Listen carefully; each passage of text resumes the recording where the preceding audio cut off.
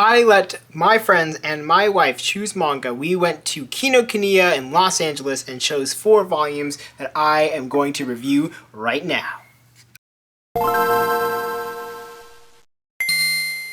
Have you ever thought about what your friends think about you, or what you think your friends think about you? I've thought about this a couple of times and I always wonder, I'm like, do they think of me as like a nice person, a good person, a loud person, a funny person? I don't know. I mean, I guess because they're my friends, they at least think of me as a semi-okay person.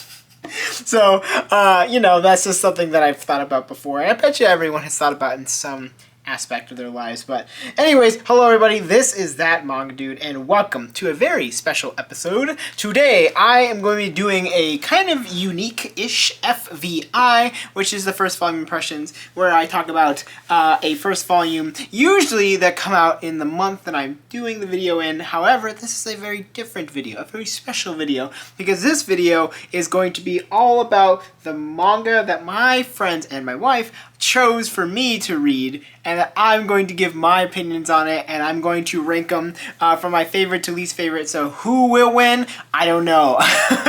There are 4 series I'm going to be talking about today. It's going to be a lot of fun to talk about all of them, so let's get started right now. Okay, so the first volume I'm going to be talking about today comes to us from Kodansha, originally releasing in Kodansha's Young Magazine Uppers in 1998 and releasing in December of 2024 from, who would have guessed it, Kodansha in English. That is going to be Confession from Nobuyuki Fukumoto and Kaiji Kawaguchi. This manga was chosen by my wife, and yes, let's get started right into it. Let's talk about who worked on this really quick. We have translation from Emily Balistrieri. Editor is Alexandra McCullough Garcia. Production from Tomoe Tsutsumi, Peian Yap, Hiroko Mizuno, and then proofreading from Kevin Luo. Yes, this is a very gorgeous cover and spine. I love it so much. I think the blue is a really nice touch, and I love that like the title as well as the story and art are also like written in kind of like the snowy movement, which is really nice. This is a cool little touch. I always like the typewriter kind of text that they use for this kind of stuff, so looks really good.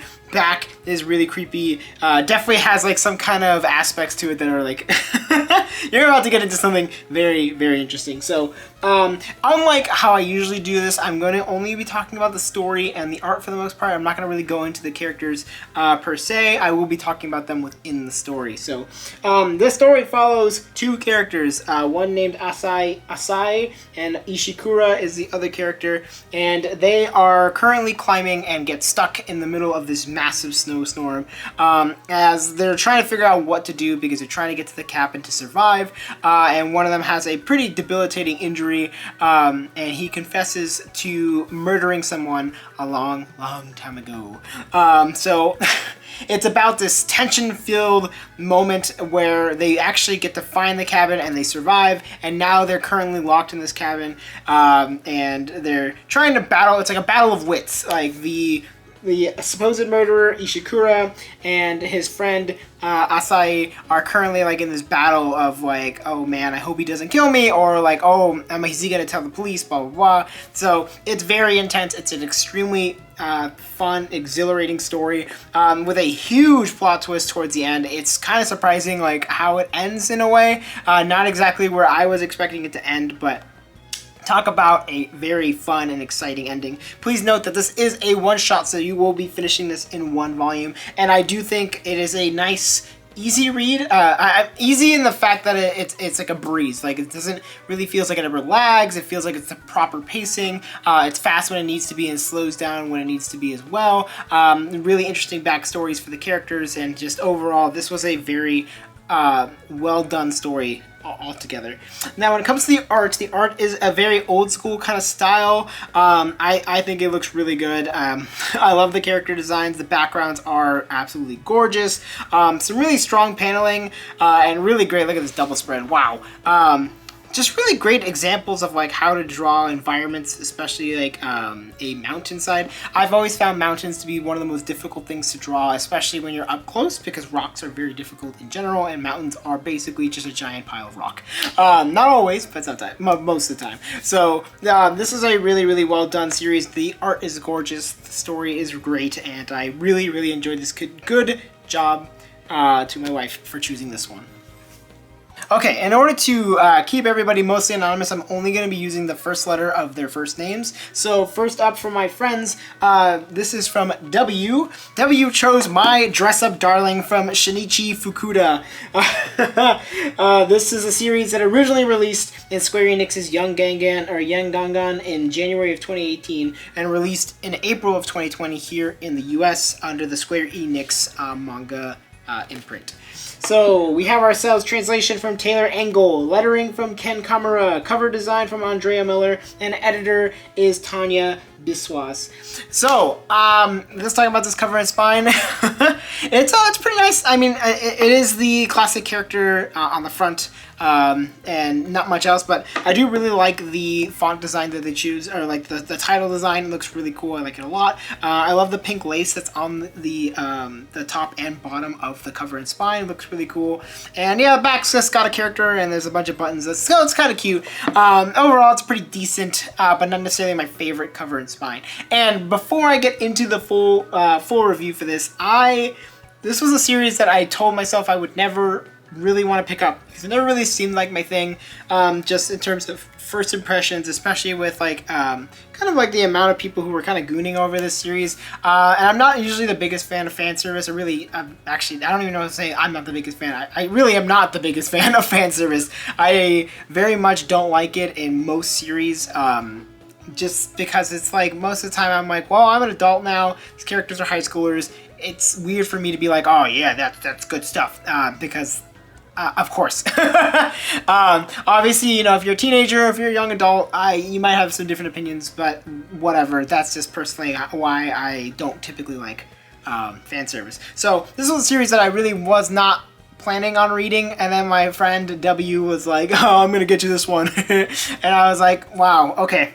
Well, I guess it's better than getting like actual like hentai or something. So so let's talk about this story really quick. We have two characters. We have ourselves Wakana Gojo, who is going to be the male character here on the back, and he is like a kind of training to become a doll maker.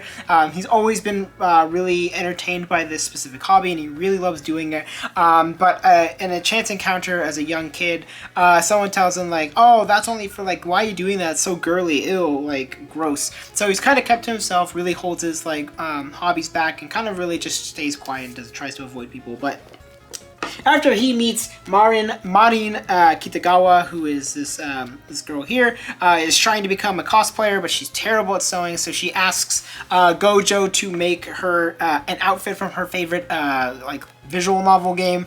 So it's about them kind of like pushing themselves to their like best, because it's like she's always wanted to cosplay, so now she's finally gonna have a chance to cosplay with a really good costume, and Gojo is gonna be able to pursue his passion in a different way, with someone that like actually is pushing him to do it and actually like appreciates what he does. So it's actually a really great story. I really enjoy how Gojo's character kind of grows, especially within this first volume, because he's like obviously this kind of like shut in, more of a quiet character, doesn't like to likes to keep his hobbies to himself, like I said, but Marin really helps him to push out of that like boundary and really like appreciate what he does, like how good he actually is, all that training he's done making dolls, and how that translates into making cosplay. So it's really great. I really enjoy the story. Once again, it's another one of those that's really well paced. It's got just some really great comedic moments. I won't mention, there is just like a tiny bit of fan service. It's actually a lot less than I was expecting, just because of all the anime stuff, because of course I feel like everyone is just going to be posting all of like the fan service on Twitter, on Instagram, whatever. So but surprisingly, there's not a lot. I thought there was going to be more, and I'm glad there wasn't that much at all. And I really love the focus on the characters. I think it's really, really well done. Now, when it comes to the art is actually really great. Some hilarious comedic moments. The drawings with the facial expressions are hilarious. There's some really great proportion going on for the characters as well. I did really enjoy this series, this first volume, way more than I was expecting. So, congratulations, W. You did it. You've made me a fan of My Dress Up Darling, and I am very excited to continue reading this series. Okay, volume 3, this one has been one that I have a hard time saying for some reason. It's like a tongue twister for me, and I don't know exactly why, but I'm gonna try to say it. This series originally released in Shueisha's Shonen Jump Plus on January 2019, and released in English for the first time on August 2022 from Yen Press. That is going to be Chained Soldier, Volume 1 from Takahiro and Yohei Takamura. So let's talk about who worked on this really quick. We have ourselves translation from Christine Dashiell and lettering from Brandon Bovia. And then let's talk about this cover and spine. Cover and spine is fine. It's a very similar to the My Dress Up Darling in the fact that it's just the character with a white background. I do appreciate the Chain Soldier logo. I think it looks really cool.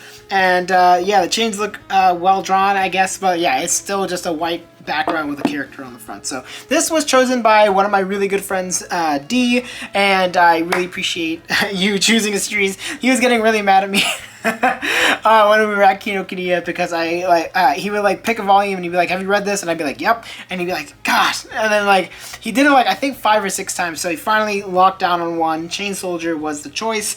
And yeah, let's get into it. So we have ourselves a story featuring Yuki Wakura, who is the main boy character. He's actually not on the cover here. But basically he lives in this world where a world called Mato, which is this really bad place, opens up, been opening up portals, and if you get stuck in there, you're basically doomed to rights. You're most likely going to die. Well, one day Yuki gets teleported to that world, and he's in a really bad spot until a woman by the name of Kyoka Uzen, who's this girl here, appears and saves him, and she's like, "If you become my slave, actually, I can help you and I can save you." So her ability basically is she can like I said, turns people into a slave, and it basically enriches and empowers them to become these very powerful characters and stuff like that. She usually does it against enemies, but for the first time she does it to a human, and he becomes extremely powerful. So she is genuinely surprised, and yes, this is story is very interesting, to say the least. It is not my favorite thing in the world. This one, if you're talking about fan service, holy moly, there's a lot of fan service in Chained Soldier. I cannot open this because there's a lot of very ecchi scenes in this, or close to ecchi scenes, that I don't feel like flashing on YouTube, so I'm just going to keep it closed. But yes, it has a lot of weird moments, personally, that I wasn't a biggest fan of. I do think that the plot's kind of interesting. It definitely reminds me of Twin Star Exorcist, in the fact that there's 2 worlds, and you can kind of teleport between them fairly easily. But yeah, story not my favorite, but in terms of the art is actually really cool. I think there's a lot of really great action scenes. I think the action is well choreographed and just a lot of fun to read through. Another one of those ones where like I said, the fan service is there. The character designs I'm mixed on. You could tell they're obviously made for more of a male gaze kind of thing, and I'm just nah, it's not my thing. But yeah, overall, I did think Chain Soldier was pretty fun. And would I read it? I think I would. I just wouldn't buy it full price. Personally, I'd probably get it when it was used or something. But yeah, it was a fun time, and I can understand why people tend to like it. So good job, D. You did it, boys. Alright, our last volume is going to be a series that originally released in Osaka back in January of 2022 and released in August of 2024 by Yen Press. That is going to be the Hachioji Specialty Tengu's Love, Volume 1 from Tomo Nanao. Let's talk about who worked on this really quick. We have ourselves translation from Nicole Wilder and lettering from Liz Blakesley. So, let's talk about this cover and spine. I love this salmon / pink color that they used. It looks great. I love the characters, how she's kind of popping out towards us, and our other characters kind of hey. It's a nice light design. I really love the whatever they did for the font design / title design, because it looks really, really good. I think it looks absolutely fantastic. And now this series was chosen by my friend M, and I really appreciate her because we are fairly new in our friendship, but she's still willing to do this, and I was thank you. So Good job, Emma. Let's talk about your series now. So, we have ourselves a story featuring Kotaro, who is the guy on the front here, who basically inherits a house in Hachioji. It used to be his grandpa, if I remember correctly. And as he's like kind of like cleaning up, trying to like explore the area, he remembers this one moment a long time ago. He got lost in the forest and was like saved by what he thought was a Tengu or like some kind of god or whatever. And lo and behold, it happens once again, and he falls down and he kind of wakes up and sees this girl here, who is Hime. She is the Tengu girl. And now the way that her family works is that if you have seen a person, I believe it's twice, you are now destined to marry. So now that they've seen each other multiple times, she thinks that he's getting married to her, and they get brought back to the Tengu like place, and they're all like excited and whatever. But he's like, I don't know if I'm like into this. This is weird. And but she's more interested in really just kind of like seeing the world, exploring, like understanding, because she feels like she's always been locked up and been stuck in this like area just with her family. So he offers to be like, hey, you can live with me, you can explore the world, and kind of see if you're gonna like the world outside. And so yeah, she moves in with him, and it's about their kind of antics and kind of like developing their friendship and possible relationship. So I really like this story. I think the story is kind of interesting in terms of like how it flows. Once again, it's another one of those really well-paced series. All four of these series were very well-paced. But I love the writing. I think the writing's really good. There's a lot of extremely heartfelt moments. Definitely some foreshadowing for some future events, which is pretty cool. Some interesting backstory for each of the characters as well. I think overall it's just a really well done story, and I actually really liked it. In terms of the art's actually really nice. I think there's some really great character designs, some really nice paneling, really nice like textures and like just across the board. I love the mix of textures for like shading and for hair. It just looks really good. And I had a really great time with it. I think like overall this was a really fun little rom-com series. If you're looking for just a really light and fluffy and enjoyable series, I think you're gonna have a really great time with this one. So thank you so much, Em, for choosing this series.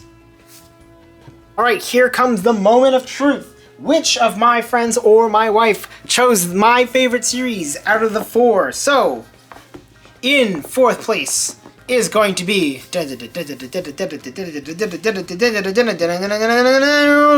Chained Soldier. Unsurprisingly, like I said, this was one of the ones that I just thought was a little bit too much fan service personally, so it was going to be a hard one to put any higher, but I do think it does have some enjoyable moments, and I think people will find some stuff to really like about this series.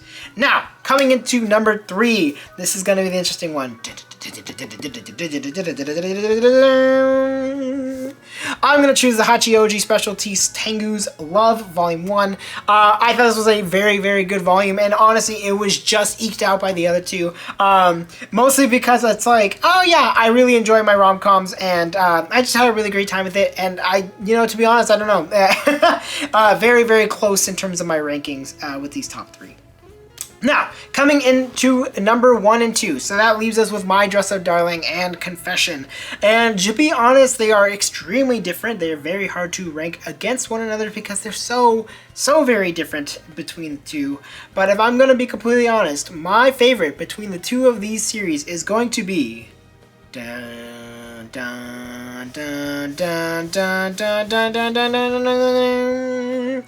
Confession. And yes, it may be a little bit of bias, but genuinely, I thought this was an extremely good read. I had a fantastic time with it. My Dress Up Darling is a very close second. It was like tooth and nails. I actually was thinking of choosing My Dress Up Darling at one point, but I think Confession overall leans more heavily into what I enjoy, that kind of thriller, that really intense like kind of mystery, and just, that ending was really well done. So, yep, that is my ranking of my friends. Congratulations to my wife. She is the winner of this first iteration. Possibly another iteration will happen. But thank you so much to all my friends for participating and for choosing these series for me to read. It was a really great time, and I thank you guys so much for coming out with me and indulging in my silliness and my ridiculousness. So, yes, you know what to do. You can like, you can comment, you can subscribe. Those are all amazing things. And my question to you is, have you read any of these 4 series? let me know in the comments below,